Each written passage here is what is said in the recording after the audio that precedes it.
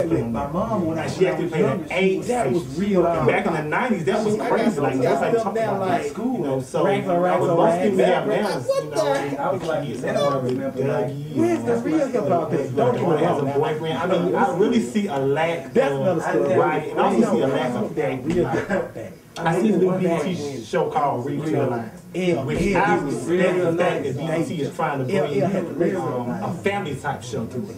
And people are saying that, you know, it might be the next college show. Now, I've seen the show, and I think they're doing pretty good. When I was 13, but to me, I gotta be honest, it doesn't stand nowhere on the level of show. But I mean, you gotta give them a chance to now.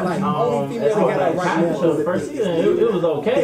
It wasn't the Cosby Show as we all remember. It was for the first season. True that. But I feel like female MC of all time. I may be hard in the situation because I really like the show, and I don't want to get canceled. What about, I take it back to like way back in the day.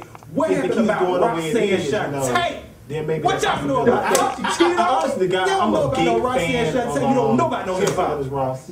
I'm a big fan of Malcolm Jamal Warner. The kids that play on the show, they're doing a good job. I want to see that one episode that just beats like, you know, oh my God. Wow, that was sad. Oh my God. Back in the day, shows like the Cosby Show and Different World, even Fresh Prince, and sometimes even Jamie Foxx. They tackle real issues. Everybody and mama can get a record deal. But like, man, put me on I guarantee you next week I'll be #1 on 160. Today's sitcom. Guarantee. I would love to see. What about doing an episode of I've never really seen any African American sitcom tackle the fact of the situation that President Obama's going through. Why haven't we seen that? No, why would we see somebody talking about us having our first black president? Why have we seen that episode? Deal with 21 now. I think, you know, most African Americans side of the table more pride in, you know what I'm saying, being black after we got our first black president. However, at the same time, I think it made us more.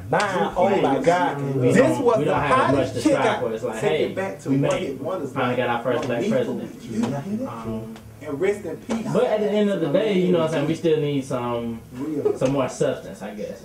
There are a lot of problems that go on with the African American community that we simply just don't talk about. There's so many. Like for example, I haven't seen any episode to pop homeless. What about the job situation? The high job rate we have. What about issues of child abuse? These are issues that have been going on all through lack of time. I want to see some acting that makes me. When I see, like for example, I see old episodes of Fresh Prince of Bel-Air, even though it was a comedy show. We have had episodes that still made you feel it. Right. Like the episode where he takes a bullet from his dad, for example, at the end. That's a powerful scene. Yep. Or the episode where he takes a bullet for Carlton. Carlton has to justify the fact that his dad might not be there forever. Exactly. Or the episode where Carlton actually takes the pills out of Will's locker and actually almost, overdoses. Exactly. Yeah. So I just really want to see. I just want to see some good sitcoms. I just want to see real. I love Routine Lines, and I want them to just take it to another level. I don't want them to be on level 9 out of 10. I want to be on level 15 out of 10. I think my mom. I think the biggest thing I would like to see. My mom, when I was young, for sitcoms.